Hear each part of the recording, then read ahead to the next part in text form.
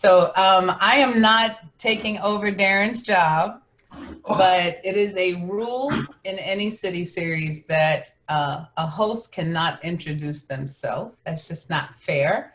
So I would like to have the distinct honor of introducing not just one of our city series poets and our vets, but two. They just so happen to be siblings.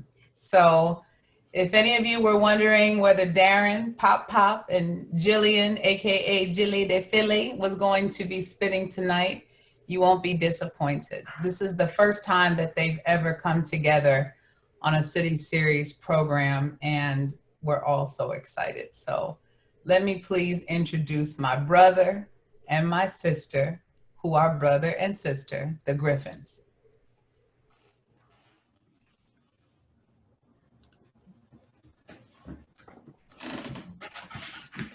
Unmuted. Okay.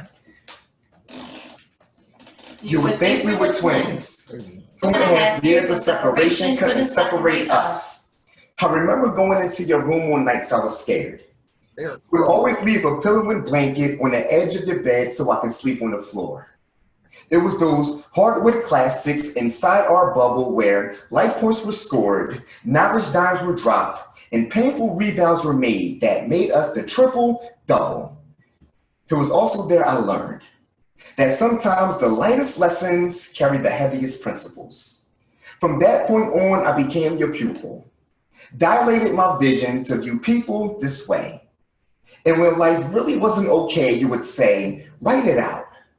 No one ever knew just how much my pen bled.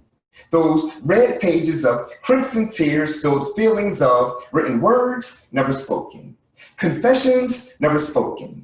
Till I learned to roll tired eyes of emotions into spinning totems, if even for a sec. I would have dreams within dreams within dreams. You incited the inception of my poetry and still kept it to yourself until I was ready. Thank you. I remember playing school and helping you learn to read. For hours, we'd put on alternate versions of us, tethered to the task of turning letters into tiny words. It was in these moments you became my first student and youngest professor. As you sounded out syllables, you didn't know you were creating a syllabus of skills to master on my course of life. Unending semesters in patience, empathy, the art of listening, and the overall joy of giving comfort and just being there when needed. So when life wasn't okay, I may have been fourth in the fan, but you made me your first line of defense and gave me a sense of purpose, my own superpower. That when the rest couldn't reach the guarded treasures of your soul, I will be called to unearth the abundance of your heart for you to speak, and the rest to write down. I hated not having the answers to all your questions. When my words wouldn't silence the disquieting thoughts in your young mind, I secretly feared you'd reach out for a stronger listening ear, but you kept coming to me as your confidant in the family. Thank you. You always wanted to soar. So it was no surprise in 2009 when I decided to make paper planes out of my poetry pages. You watched them fly from my corner. So when your back was against the ropes, there was no hesitation for me to float like butterflies and even at times sting you with words. Understanding the paradox of attracting more with honey than vinegar, my demeanor came across as bittersweet, but under certain circumstances, this is who you needed me to be.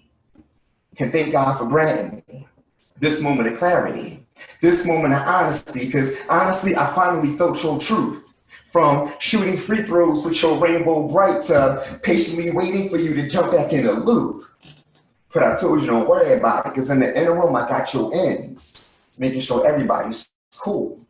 And upon the return of Mary Poppins, I noticed you conquered your inner monsters. Your mentality and posture stands tall like Goliath or the Loch Ness. You're locked in without a locksmith. And since a spoonful of sugar helps the medicine go down, all pride expired. And if heavy is the head that wears the crown, queen, your neck must be tired. And when you got tired of Jedi mind tricks, my first order of business was to set fires, initiate death stares. That's why I've always been the rogue one. But no matter what, you always understood where your young Padawan was coming from, and you can't force that Thank you.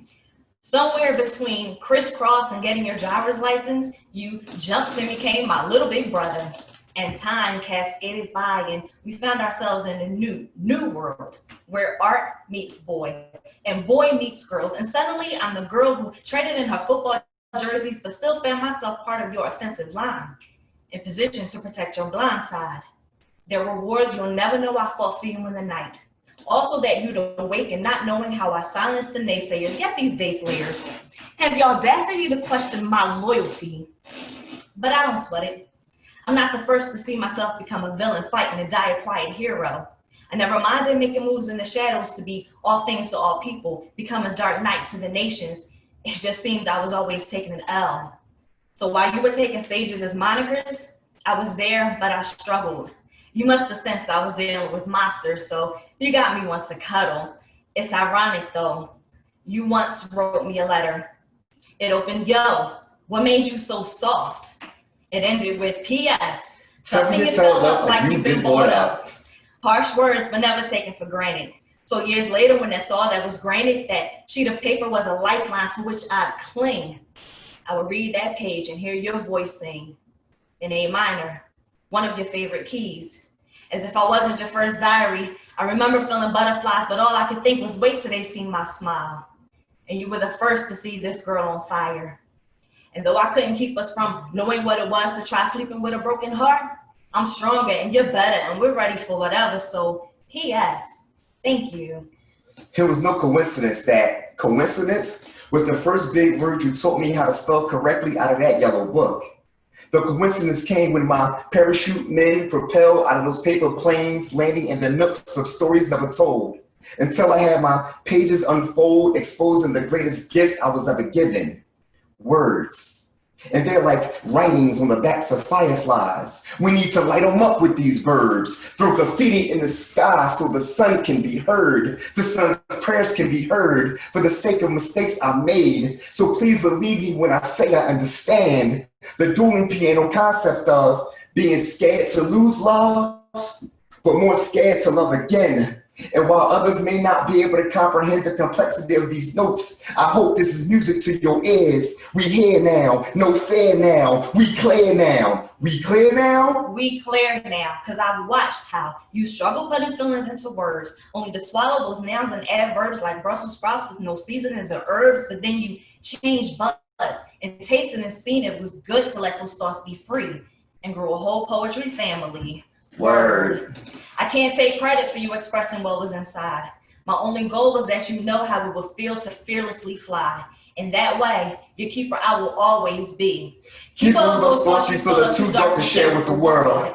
Keep up the fears as a king raising a little black boy and girl. Keep up those pieces of your heart that didn't fly away when stormy winds blew. I may have learned another language, but I've tried to always remain fluent in you. Porque mi hermano, tú eres una bendición. Somos bionic, distinctively dope and unapologetically us, my brother. My sister, you would think we were twins. 2.5 years of separation couldn't separate us. Thank you.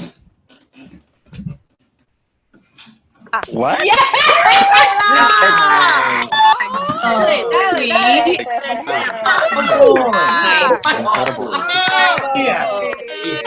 Amazing.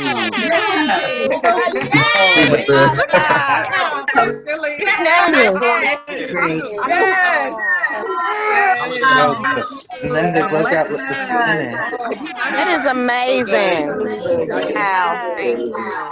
That was dope. Oh, thank you. I'm bad at Darren and Thank you. Thank you, everyone, for thank you for that. Thank you. I gotta catch my breath now. I should have had Esme or Jaquan do this next one. But no, thank you. Appreciate that.